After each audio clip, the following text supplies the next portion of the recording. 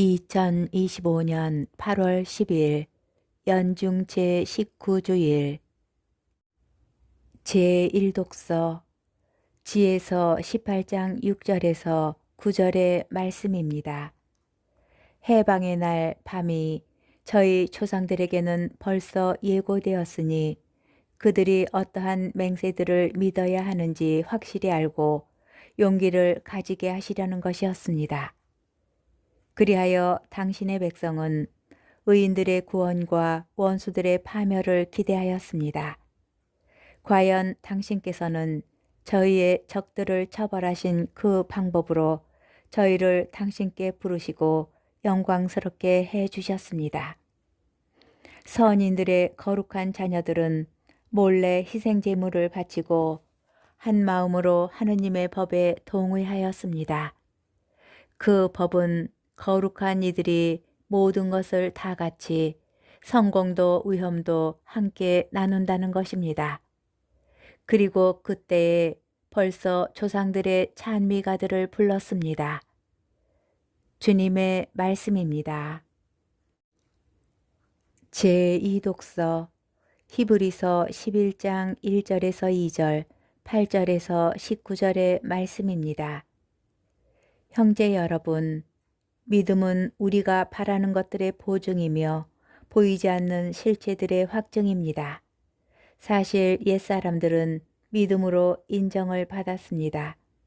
믿음으로써 아브라함은 장차 상속 재산으로 받을 곳을 향하여 떠나라는 부르심을 받고 그대로 순종하였습니다. 그는 어디로 가는지도 모르고 떠난 것입니다. 믿음으로써 그는 같은 약속의 공동 상속자인 이삭과 야곱과 함께 천막을 치고 머무르면서 약속받은 땅인데도 남의 땅인 것처럼 이방인으로 살았습니다. 하느님께서 설계자이시며 건축가로서 튼튼한 기초를 갖추어 주신 토성을 기다리고 있었기 때문입니다. 믿음으로써 사라는 아이를 가지지 못하는 여인인데다 나이까지 지났는데도 임신할 능력을 얻었습니다. 약속해 주신 분을 성실하신 분으로 여겼기 때문입니다. 그리하여 한 사람에게서, 그것도 죽은 것이나 다름없는 사람에게서 하늘의 별처럼 수가 많고 바닷가의 모래처럼 셀 수 없는 후손이 태어났습니다. 이들은 모두 믿음 속에 죽어갔습니다.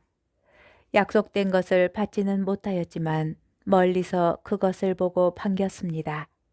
그리고 자기들은 이 세상에서 이방인이며 나그네일 따름이라고 고백하였습니다. 그들은 이렇게 말함으로써 자기들이 본향을 찾고 있음을 분명히 드러냈습니다. 만일 그들이 떠나온 것을 생각하고 있었다면 돌아갈 기회가 있었을 것입니다. 그러나 실상 그들은 더 나은 곳, 바로 하늘 본향을 갈망하고 있었습니다. 그래서 하느님께서는 그들의 하느님이라고 불리시는 것을 부끄러워하지 않으시고 그들에게 토성을 마련해 주셨습니다. 믿음으로써 아브라함은 시험을 받을 때에 이삭을 바쳤습니다. 약속을 받은 아브라함이 외아들을 바치려고 하였습니다.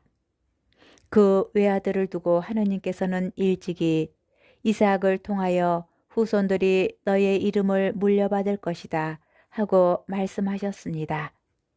아브라함은 하느님께서 죽은 사람까지 일으키실 수 있다고 생각하였습니다. 그리하여 이삭을 하나의 상징으로 돌려받은 것입니다. 주님의 말씀입니다. 복음, 루카복음 12장 32절에서 48절의 말씀입니다. 그때에 예수님께서 제자들에게 말씀하셨다. 너희들 작은 양떼야 두려워하지 마라. 너희 아버지께서는 그 나라를 너희에게 기꺼이 주기로 하셨다. 너희는 가진 것을 팔아 자선을 베풀어라. 너희 자신을 위하여 해지지 않는 돈주머니와 축나지 않는 보물을 하늘에 마련하여라. 거기에는 도둑이 다가가지도 못하고 좀이 쏠지도 못한다. 사실 너희의 보물이 있는 곳에 너희의 마음도 있다. 너희는 허리에 띠를 매고 등불을 켜놓고 있어라. 혼인잔치에서 돌아오는 주인이 도착하여 문을 두드리면 곧바로 열어주려고 기다리는 사람처럼 되어라. 행복하여라. 주인이 와서 볼 때에 깨어 있는 종들. 내가 진실로 너희에게 말한다. 그 주인은 띠를 매고 그들을 식탁에 앉게 한 다음 그들 곁으로 가서 시중을 들 것이다. 주인이 밤중에 오든 새벽에 오든 종들의 그러한 모습을 보게 되면 그 종들은 행복하다. 이것을 명심하여라. 도둑이 몇 시에 올지 집주인이 알면 자기 집을 뚫고 돌아오도록 내버려 두지 않을 것이다. 너희도 준비하고 있어라. 너희가 생각하지도 않은 때에 사람의 아들이 올 것이다. 베드로가 주님, 이 비유를 저희에게 말씀하시는 것입니까? 아니면 다른 모든 사람에게도 말씀하시는 것입니까? 하고 물었다. 그러자 주님께서 이르셨다. 주인이 자기 집 종들을 맡겨 제때에 정해진 양식을 내주게 할 충실하고 슬기로운 집사는 어떻게 하는 사람이겠느냐? 행복하여라. 주인이 돌아와서 볼 때에 그렇게 일하고 있는 종. 내가 참으로 너희에게 말한다. 주인은 자기의 모든 재산을 그에게 맡길 것이다. 그러나 만일 그 종이 마음속으로 주인이 늦게 오는구나 하고 생각하며 하인들과 하녀들을 때리고 또 먹고 마시며 술에 취하기 시작하면 예상하지 못한 날, 짐작하지 못한 시간에 그 종의 주인이 와서 그를 처단하여 불충실한 자들과 같은 운명을 겪게 할 것이다. 주인의 뜻을 알고도 아무런 준비를 하지 않았거나 주인의 뜻대로 하지 않은 그 종은 매를 많이 맞을 것이다. 그러나 주인의 뜻을 모르고서 매 맞을 짓을 한 종은 적게 맞을 것이다. 많이 주신 사람에게는 많이 요구하시고 많이 맡기신 사람에게는 그만큼 더 청구하신다. 주님의 말씀입니다. 오늘의 묵상. 믿음의 여정은 하루아침에 완성되지 않습니다. 당장 눈에 보이는 극적인 결과를 보여주지도 않지요. 그렇기에 믿음의 여정은 희망과 준비와 기다림이 필요합니다. 오늘 제1독서는 지혜서입니다.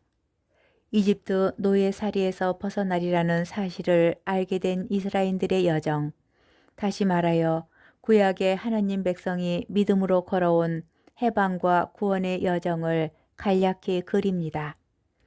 제2독서는 히브리서입니다. 믿음은 우리가 바라는 것들의 보증이며 보이지 않는 실체들의 확증입니다. 라는 명제로 시작하여 아브라함과 사라, 이삭과 야곱이 걸어온 길을 재조명합니다. 이를 통하여 구약의 성도들에게 믿음의 여정은 희망과 인내와 기다림의 여정이었음을 확인합니다. 복음은 혼인잔치에서 돌아오는 주인을 깨어 기다리는 종에 관한 비유입니다. 너희도 준비하고 있어라. 너희가 생각하지도 않은 때에 사람의 아들이 올 것이다. 라는 결론으로 루카 복음사가는 믿음의 여정을 희망과 인내와 기다림의 여정으로 설명합니다. 오늘 독서와 복음이 그리스도인들에게 드러내는 바가 적지 않습니다. 희망의 순례자들이라는 주제로 희년을 보내고 있는 우리는 믿음의 여정을 무엇으로 채워가고 있나요? 희년의 여정이 다만 전대사와 은총을 받는 데에만 있는 것은 아닐 것입니다.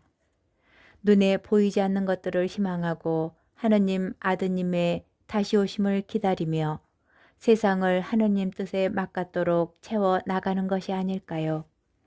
세상이 겪고 있는 고통에 침묵하고 무관심하거나 소금의 짠맛을 잃어버려 몸이 건조하게 되어 세상 속에서 방향성을 잃어버린다면 믿음의 여정에 걸맞지 않을 것입니다. 어디쯤 계시나요, 여러분은?